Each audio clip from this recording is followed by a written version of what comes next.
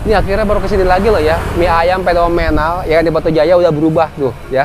Ini tempatnya nggak kayak dulu. Dulu mah ini lahan tanah loh ini. Udah direnov ya, udah enak makanya juga. Aku pengen cobain lagi mie ayam keringnya nih. Yuk.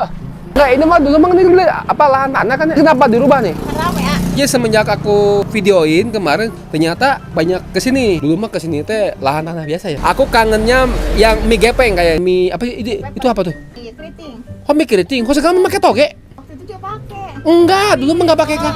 Enggak. Oh habis. Yang awalnya pakai toge. Dulu mah pas nyobain aku belum pakai toge belum. Di sini tuh pakai ceker, sama pakai toge juga. Harga berapa sih gini? 12.000. 13.000 udah banyak banget coy, beneran ini toppingnya banyak banget nih. Giliran aku kesini tuh sore-sore jadi nggak kebagian dan ini masih komplit nih ya, untung kita datangnya siang-siang.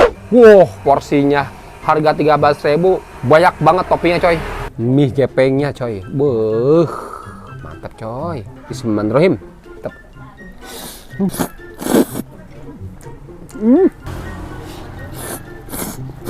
Dagingnya mantap.